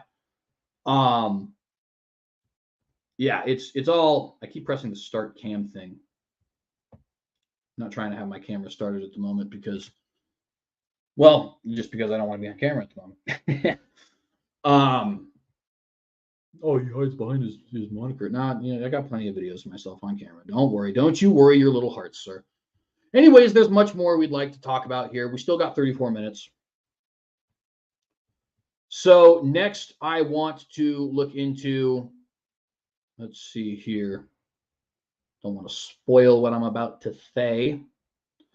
This here, Pope Francis is sticking his fat nose in it because, of course, he is. He always does. This from the Vatican News. Pope renews appeal for respect of humanitarian law in Gaza. Pope Francis issues an urgent appeal for a halt to violence in Israel and Palestine, reiterating his belief that wars are always a defeat. And he invites all believers to join the church in the Holy Land next Tuesday for a day of prayer and fasting. That, of course, would have been today, and it didn't happen. But nevertheless, we read on. Pope Francis has renewed his urgent appeal to Israelis and Palestinian fighters to stop perpetuating violence and spilling innocent blood. Now, I'd like to pause here to point out that if, in fact, this happens, it benefits nobody but the Arabs, and Pope Francis knows this. There is not a single nation in the history of the world who has ever been attacked, especially in such a vile fashion as we have seen here, who has then laid down its arms instead of striking back and has been rewarded with anything other than a attack on their nation again in the future. Right? That would be a sign of weakness if America did that. I mean, imagine if 9/11 happened and then we decided we're going to go get rid of Al-Qaeda. And somebody said, hey, man, don't be doing that, bro. Wars are always a defeat. Peace and love, dude. And then the president decided to listen. You would probably be disgusted. And I would be disgusted. And I would want that president flogged publicly and pelted with tomatoes. I'm obviously joking. Kind of. The pelted with tomatoes part, I think, is reasonable. But maybe flogging, not so much. At any rate, though, if that happened here, we would be incredibly angry. And if Al-Qaeda saw that we had done that, they'd be like, huh, well, isn't that fantastic? They'd probably have a little bit of an accent. Well, isn't that fantastic? Let us go and bomb them again. We'll go to the Empire State Building this time. I'm sorry, my accent is terrible. But at any rate, obviously, Israel can't do that. It's not going to happen. If it did happen, it would benefit nobody but the Arabs. And Pope Francis is not a dummy. He knows that. Now, why does he want the Jews to step down and thereby benefit the Arabs? I'm not entirely sure, to be honest with you. I think it may have something to do with the fact that in 2014, September to be exact, Shimon Peres said, and I quote, hey, Francis, old buddy, old pal. That's not actually the quote, but anyways, we should have a United Nations of religions, and I think it would just be so super darn tootin' if you were the leader of that organization. Shut them up. So that could potentially be it. I mean, it's not like he's, since that moment happened, organized the World Alliance of Religions for Peace in Seoul, South Korea, or, had a Abrahamic prayer for all Abrahamic religions at the Ziggurat of Ur, March 5th, 2021, or had the Amazonian Synod where he said, oh, hey, all rites, R-I-T-E-S, are actually really worships of the same God, or went and had a communion with the World Council of Churches on their 70-year anniversary, or and this one's crazy, dedicated a Mormon temple in Rome, or how about this one, decided to participate in a pagan Amazonian practice at the Amazonian Synod, and then bring back a statue of Pachamama, a fertility goddess in their pagan religion, and put it outside St. Peter's Basilica. It's not like Pope Francis has done any of that, right? Yeah, so I mean, I think that probably has something to do with the fact that with why he wants Israel to step down here, because it doesn't bode very well for his plans of international religious quote unquote unity, which, if we're being very honest, is just more power for the Catholic Church. And by the way, lest any of you think I sound like a conspiracy theorist, I have documented all of that numerous times. It is from reputable news sources, not InfoWars, as much as I actually kind of appreciate Alex Jones sometimes, not Stephen Benoon over at Israeli News Live, not even Breitbart and the Daily Wire, although Breitbart and the Daily Wire are totally mainstream. No, I got that information from Vatican News and Crux and Reuters, the Times of Israel, the Jerusalem Post, etc. Right? In other words, the first-hand sources. So yeah, that's probably why the Pope wants this to be done. We'll get a little bit to that here in a moment as I talk about my last article here, which is very interesting. But we got this one and then another, and then we'll get there. Speaking during the Angelus on Sunday, he said he is following the situation in the Holy Land, quote, with much pain, and is thinking in particular of the children and the elderly. I renew my call for the release of the hostages, and I strongly demand that children, the elderly, women, and all civilians are not victims of the conflict, end quote, he said, which, to be fair, in that regard, I think we can share the same sentiments. Obviously don't want civilians to be caught in the crossfire. They will be, and there's not much we can do about that, but we could at least try to diminish that as much as possible, or I guess Israel could. It's not our war, so we can't do anything, but I digress. He also renewed, the title, Respect for Humanitarian Law and Humanitarian Corridors. He also renewed his call for the respect of humanitarian law, especially in Gaza, where there is an urgent need to guarantee humanitarian corridors and to rescue the entire population. In Gaza, there is an urgent need to guarantee, well, that's just the quote I just read. Wars are always a defeat. He said, quote, brothers and sisters, so many have already died. Please do not spill any more innocent blood, neither in the Holy Land, nor in Ukraine, nor anywhere else. And quote, repeating his firm belief that wars are always a defeat, which doesn't make any sense. I mean, obviously for one nation it is, but at any rate, the Holy Father invited all believers to join the church in the Holy Land next Tuesday, October the 17th, that's of course today, for a day of prayer and fasting for peace. Quote, prayer is the meek and holy force to oppose the diabolical force of hatred, terrorism, and war, end quote, he said. Thousands of victims. Oh, don't know why that happened. Sorry. Thousands of victims. A week on from the deadliest attack Israel has ever seen, it is widely expected that the country's military will attack Gaza by land, air, and sea, which has not yet happened, but should be coming down the pipes any moment now. After warning over 1 million Palestinians living in North Gaza to evacuate south on Friday, thousands of people have been fleeing by vehicle, on bicycle, or on foot. The World Health Organization says another Israeli order to evacuate more than 20 hospitals in northern Gaza was tantamount to a death sentence for some of the sick and injured. And of course, there's not really much Israel can do about that, right? You can either tell them to evacuate, in which case everybody's going to blame you for causing a humanitarian crisis and a refugee crisis, or you can strike without telling them to evacuate, in which case everybody's going to get mad at you for killing civilians. So, as callous as it may sound, 6 in one, half dozen in the other, you kind of, at least this way, they are preserving innocent life to the best of their ability. So, and frankly, they're doing more than America has ever done. We never told other nations. I'm sure the citizens of Hiroshima would absolutely love to be warned we were going to drop a freaking star on them. But, alas, we didn't do that. And frankly, Israel's not required to do that. They are doing so because they are, well, frankly, kind of a good country. I have a lot of criticism for Israel, just like I do for any nation. But they are doing things which no other nation on the planet that I know of does.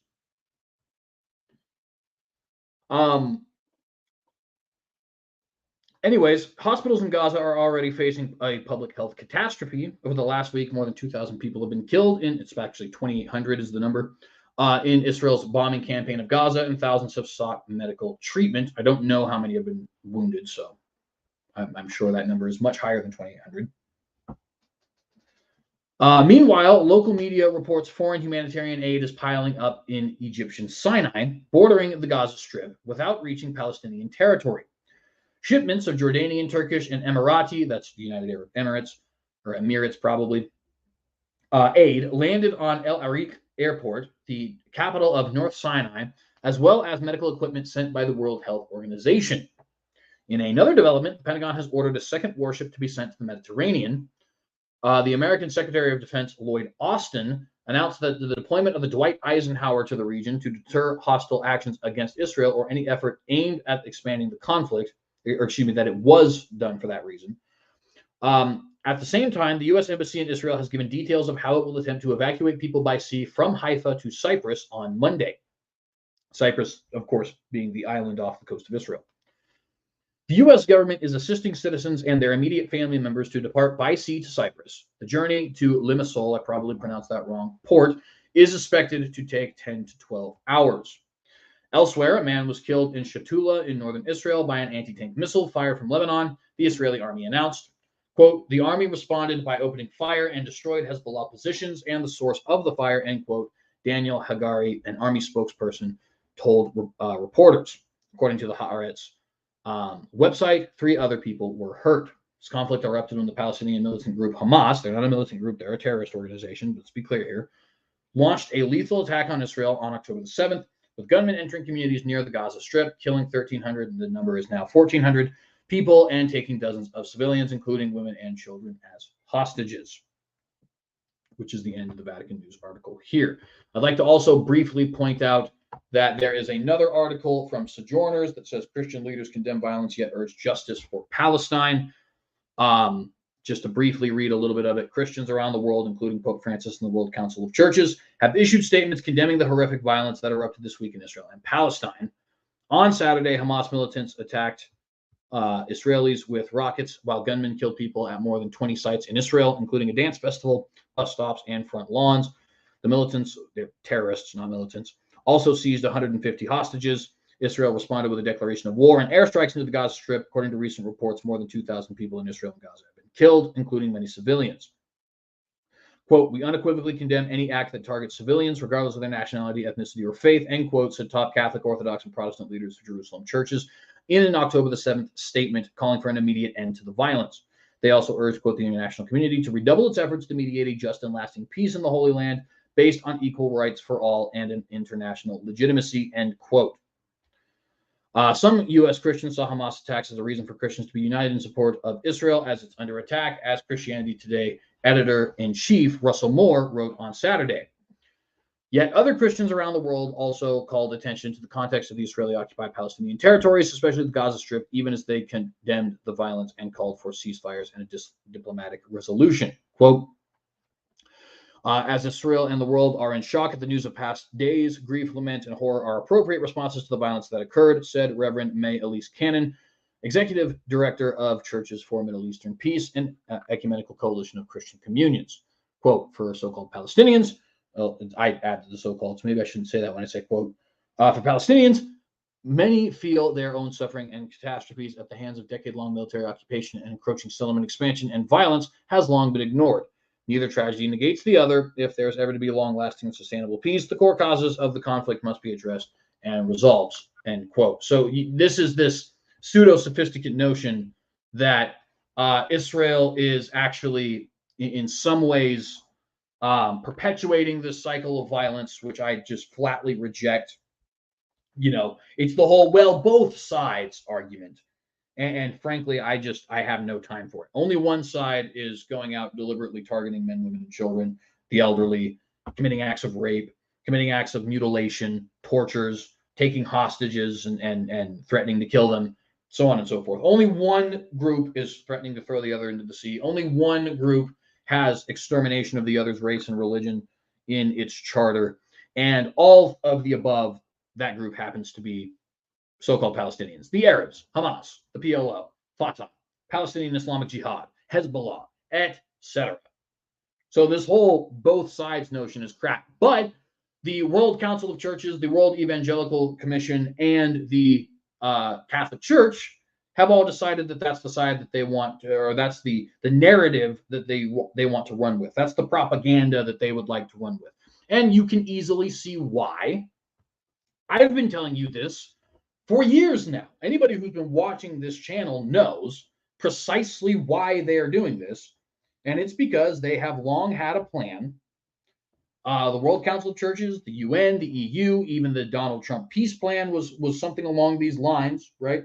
There has long been a plan to, it's known as the two-state solution. You might be familiar with it, to separate the land, right? Give Judea, Samaria, and Gaza to the Palestinians with East Jerusalem as their capital, to give Israel proper, as we call it today, to the Jews with West Jerusalem as its capital, and to internationalize the Old City, which is where all the holy sites are, the Western Wall, the Dome of the Rock, the Church of the Holy Sepulchre, so on and so forth. Internationalize that region, and various different proposals have been made as far as who will have custodianship over that internationalized region. Will it be the United Nations? Will it be a UN of religions? Will it be the Catholic Church? Will it be some other group that has not yet been mentioned, or some joint national effort between the Saudis and Israelis? All of these have been proposed, and much more, right? The World Council of Churches, the United Nations, the World Evangelical Commission, the Catholic Church, and even the United States have all proposed different versions of this plan. The most recent version of this plan being the Donald Trump, Jared Kushner peace plan from 2021, which was rejected by the Palestinians because it recognized the sovereignty of Jerusalem as an undivided city, and as an Israeli capital, and it recognized the legitimacy of the settlers in Judea and Samaria that are there already. So not all of Judea and Samaria were going to be under the control of this potential new Palestine. And let me actually show you a map of what that looks like real quick. And we'll probably do a full show on this at some point, but I have so much I want to talk about over the coming weeks that it really is quite difficult for me to know when, like I said, tomorrow, I very much would like to have an episode on the Hamas Charter, and I want to do an episode on the plight of Messianic Jews. I want to continuously give you guys reports as far as what's going on, and so on and so forth, right? But at any rate, let me go ahead and give you guys this screen share here. Okay, so this was the Trump peace plan. All of the green was going to be Palestinian territory. It was going to be established as a Palestinian state. And all of the brown, at least within these lines here, was going to be Israel, right? Obviously, the Syria and Lebanon parts would not be Israel, but you get my point, right? So this was the plan. You can see that there is little brown areas splitting the Palestinian region here, right? That was because the Jared Kushner Donald Trump peace plan was planning on recognizing the legitimacy of the settlements which have taken place since Benjamin Netanyahu became prime minister. You can also see here that Jerusalem is while there's this little bit of Palestine here, Jerusalem is firmly in the control of Israel on this plan. You can also see here there's this West Bank Gaza tunnel that would connect the two with each other. And if you scroll down here, this area, which is not actually part of historical proposed Palestines, but is primarily dominated by Arabs, would also be given to this prospective Palestine. And you can also see down here notes, status quo over Temple Mount / Haram al-Sharif is preserved. Basically, what that means is that Jews would still no longer have religious rights over the Temple Mount. They would not be able to ascend to the Temple Mount to pray. That would remain illegal, and the Dome of the Rock would remain there. But, of course, Jews would still be able to go to the Western Wall. Jerusalem will remain undivided west of the security barrier. This is one of the things that was a no-go for Palestinians. There will be no evacuation of any community, Israeli or Palestinian. Implementation of the conceptual map is subject to the terms and conditions provided in the Vision for Peace, right? So this is the proposed Trump peace plan. This was accepted by the Benjamin Netanyahu government. It was rejected by Palestine. And the reason it was rejected by Palestine is because they did not accept the terms regarding Jerusalem. They want East Jerusalem for themselves. And they did not accept the terms regarding those little brown regions that are in Judea, Samaria. They believe that that should actually be Palestinian. And actually, you can see here this in between, where you have basically this Israeli land in between the Jordanian border and this prospective state of Palestine, right? The Palestinians also wanted that land to be part of a prospective Palestine as well, right? So that obviously was not going to work, and it has since been rejected. Now, let me show you what I think will end up at some point being proposed, what everybody is trying to push for, and what I think will just eventually end up happening at some point, although, of course, I could certainly be wrong about this. Let me pull up a map here. Preferably, sorry, I want to make sure that whichever map I pull up here actually shows where Jerusalem is. There we go. All right, I'm going to share my screen.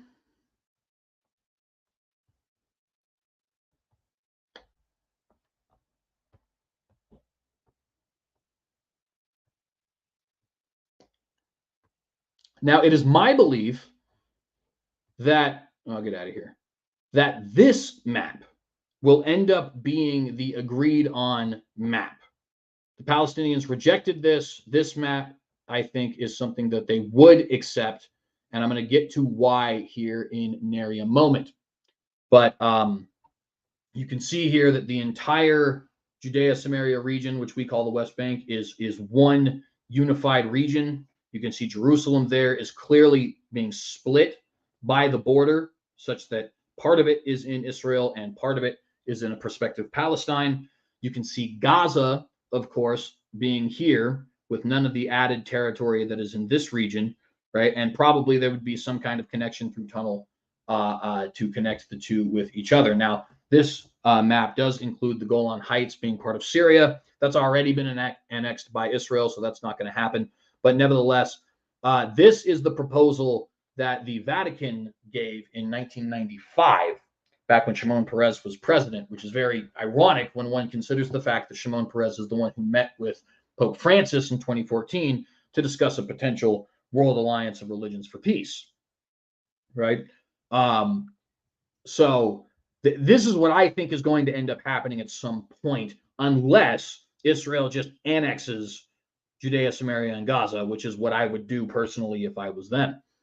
Now, part of the reason I think that this will end up being agreed to, and that there will end up being an internationalizing of the old city, West Jerusalem going to Israel, East Jerusalem going to Palestine, and potentially even a third temple being built parallel to the Dome of the Rock as a sort of sign for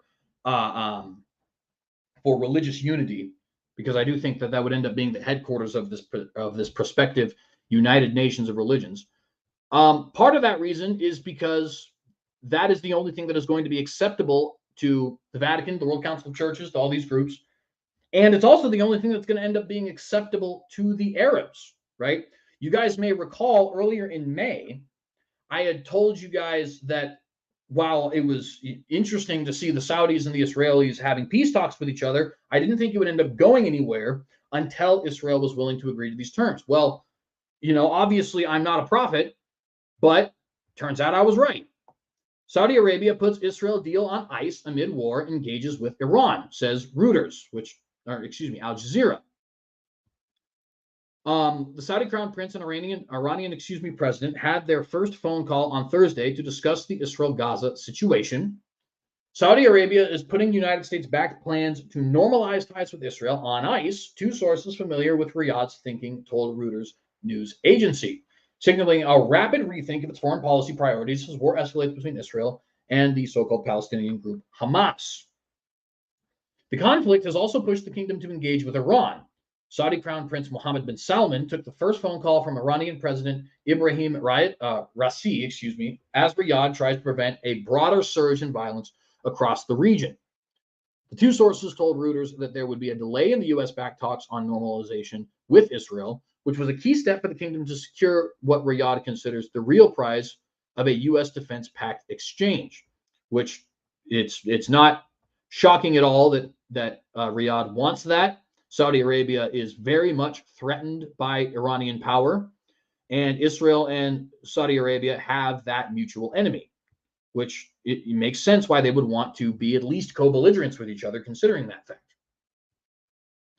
Until Iran-backed Hamas sparked a war on October the 7th by launching a devastating attack on Israel, both Israeli and Saudi leaders had been saying they were moving steadily towards a deal that could have reshaped the Middle East. And again, I don't mean to brag here, because all I'm doing is paying attention. It's not like I'm a super genius. But I told you guys back in May, and I told you last year, and I told you when the Jared Kushner peace plan was announced, and I told you back in 2020, and I've been telling you that this was not going to go the way everybody thought it was going to go unless this potential peace plan where Judea, Samaria, Gaza, and East Jerusalem became an independent Palestine was brought to fruition. And the only other possibility with this is that Israel annexes the region and that the Saudis just basically feel that they are threatened enough by Iran that they decide to get over it eventually, which would be the best possible option, but likely not going to happen. Saudi Arabia, the birthplace of Islam and home to its two holiest sites, had until the latest conflict indicated it would not allow its pursuit of a U.S. defense pact to be derailed, even if Israel did not offer significant concessions to the Palestinians in their bid for statehood, sources had previously said. And again, if you were watching this program, you know that we had been saying that is nonsense. That might have been true at the time. It was not the way it was going to end up working out. And lo and behold, here we go. But an approach that sidelined Palestinians would risk angering Arabs around the region, and Arab news outlets broadcast images of Palestinians killed in Israeli retaliatory strikes. Hamas fighters killed more than 1,300 Israelis in their October 7th attack, and more than 1,952 Palestinians had been killed by Friday in Israel's continuing strikes on Gaza in response. And remember, these numbers are out of date. It is now upwards of 2,800 Palestinians and 1,400 Israelis. It's actually a quite deadly war. The first source familiar with Riyadh's thinking said talks could not be continued for now, and the issue of Israeli concessions for the Palestinians would need to be a bigger priority when discussions resumed, a comment that indicates Riyadh has not abandoned the idea.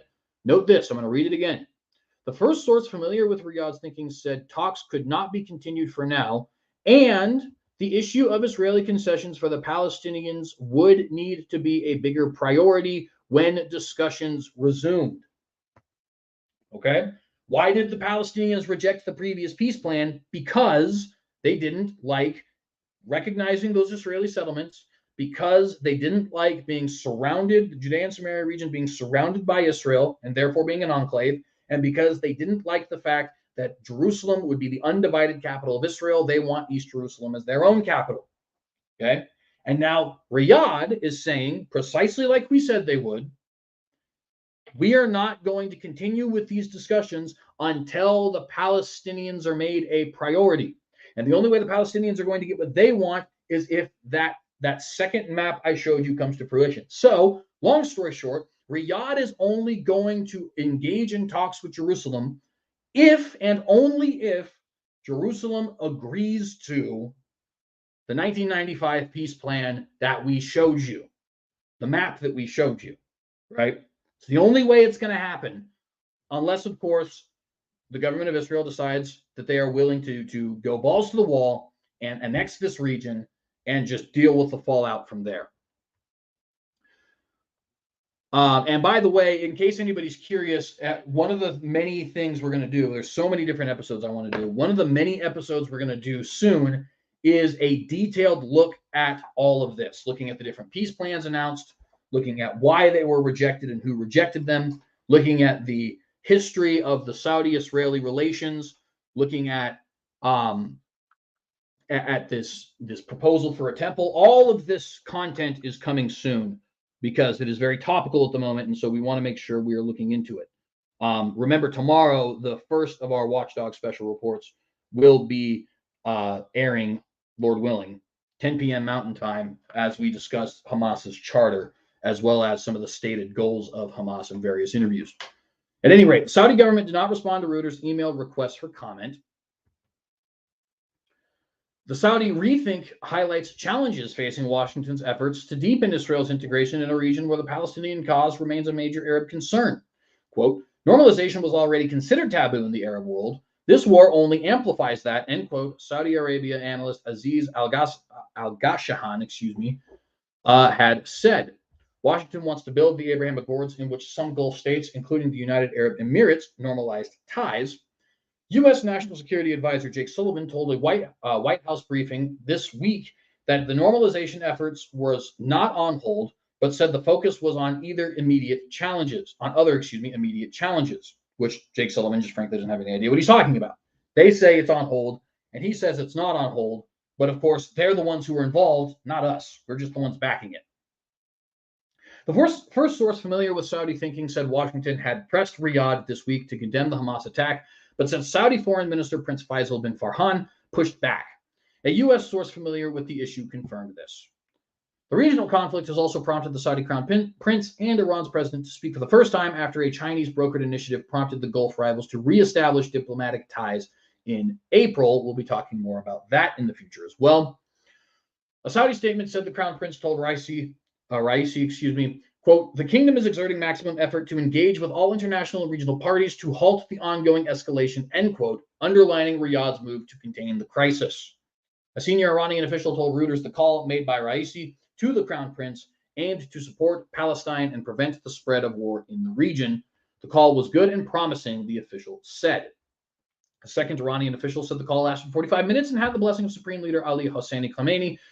And so do with that information what you will. Saudi Arabia may have actually gotten what it wants without brokering a deal with Jerusalem, although we'll see what happens there. The Saudi government did not provide further details on the call, but in its statement said the Crown Prince stated the kingdom's, quote, opposition to any form of civilian targeting and the loss of innocent lives, end quote, and expressed Riyadh's unwavering stance in standing up for the Palestinian cause. So, it's the end of what we're going to read there, but you guys get the point, okay?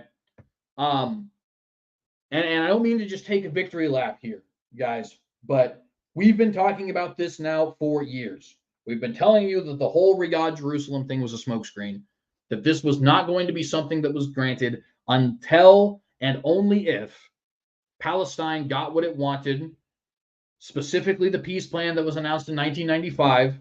While the 1947 UN plan is similar, and the 2021 plan with Donald Trump is similar, they are not precisely what Israel wants, and they are not precisely what Palestine wants, right? And now, precisely that is falling into place as we speak. And I say that because I want you guys to know that we are not blowing smoke when we're talking about this kind of stuff. I'm not a prophet. I don't have a crystal ball. I'm not some super genius. The only thing we're doing on this show is paying attention. We're taking people at their word. Other news programs, for some reason, refuse to do that. You have all this, well, you know, this, that, and the third different political analysis and political philosophy and theory of economics and blah, blah, blah says that we should come to this conclusion. And it all turns out to be crap. And all we're doing here is saying, hey, look, Bob said he's going to do A. And then when Bob says Bob does A, we're like, well, you know, he literally said he was going to. So, you know, look, man, I don't often advertise for this program, but I think our track record speaks for itself. Please do consider, we're about to end this. Please do consider subscribing to this channel. Please do consider subscribing to our Patreon. It's only $5 monthly. You will get access to my bi-weekly blog titled Blogladite. And I certainly appreciate anybody who is doing that. Please do consider hitting that bell to get notified every time we go live.